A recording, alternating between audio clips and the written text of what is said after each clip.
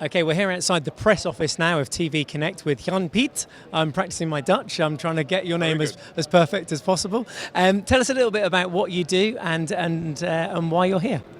Jan Piet Nedersen, as you just said, thanks for that. I'm working for KEARNEY, which is a global strategy consulting firm. And I'm in the what we call CMT practice, so communications, media, technology, where we do a lot of work for communications companies, media companies and technology, which of course we see here on the conference today. It's a busy start as well, day one of the expo, and so much to see and do. What are some of the things you're most excited about this year? Well, the industry is going through rapid change, so and this is a period of great turmoil. I think we've seen since television started, 90 years ago, we've seen a period of great stability. Obviously, we've seen more channels and we've seen better picture quality, but it was relatively stable up until a couple of years ago. And right now, I think we're in the midst of the turmoil. In a couple of years, we're predicting again some more stability. But this year, past year, next year, it's an interesting time to be in this space. And what does ATK do in the TV business? Well, we consult a lot for the larger companies, both on the distribution side, so cablecos, telcos, and also for media companies. And this business is one of our largest industry verticals, and we've existed for 80 years, so we do a lot of work for these companies. 8 out of 10 will be our clients of the larger companies. And what do you think is going to happen to linear TV and the OTT market?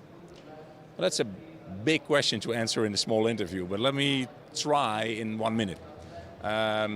Linear, I think, is here to stay for a while. So we see the decline of linear television, but well over 75% of viewing time is still in linear. We'll see changes because it's basically been a regular one-size-fits-all pay TV business model, but I think we'll see a lot of changes in the way it's subscribed, with high-end and low-end, so different from what it was in the past. In OTT, we're seeing a lot of developments. I think we'll continue to see many more players going OTT, existing ones, new ones, and then a period of consolidation and more stability in the years ahead. And how do you look at this stage of the industry? How's it all looking? Well, as I said, this is the period of big turmoil. This is where it happens. We're seeing in the value chain parties working on different positions. So where they previously were each other's supplier and client, they're now also each other's competitor, which is interesting. And we're seeing lots of new entrants going into television, either linear, but mostly OTT. So this is a period of great turmoil followed by more stability. There's a load of winners out there. What is it that makes someone successful in this industry? That's of course the million-dollar question. What are the ones that are going to win? Are the ones that are going to consolidate?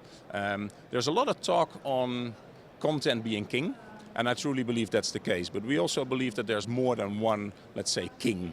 It's also about experience that you have to provide to your viewer and about brand. So let me briefly talk about all three. Content obviously is king, and there you have to make big decisions like, do I go for proprietary content or open? Do I commission myself or do I buy off the shelf? Is it global content or am I going to localize? And those decisions obviously define your business model and your cost. The second thing which is important is experience. You can have good content, but the good experience is also key or king if you like. Experience, I'll name a few elements. One, of course, the user interface. It has to be compelling, good, work well. Secondly, search and recommendation, so how people can find your content is also very important. The community, some social elements that you add to it. So those are important elements in the space of experience. And then thirdly, the brand. You have to have a compelling brand that stands out, differentiates from many other of the service providers that are out there. And secondly, the brand promise needs to fit with the service that you're providing. So those will be, the three kings instead of one. Okay, there's plenty in there to sort of think about and digest. What does it mean for the companies specifically? Yeah, maybe one more thing that is important for companies that go into this space. You also have to master what I like to say are basic consumer capabilities, which is marketing, sales, customer care, billing, if you go into a consumer relationship. Many of these companies traditionally are aggregators or broadcasters that didn't have that in the past. And if you want to do that, let alone on a global scale, you have to master this. So either you have to do it yourself, or you have to partner with other companies that can help you do that.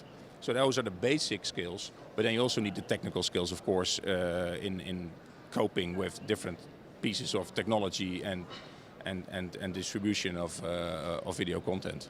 And if people want to come down and speak to you more directly in person, they can find you in the press office. Where can we find you? Well, I'll be walking around here. I'll just be on the conference floor for the coming days, enjoying the speakers, enjoying being here and speaking to people. It's a great lineup. Thanks very much for speaking to us, Jan Piet, and thank you well. You're welcome. Yeah. Most welcome. Thanks.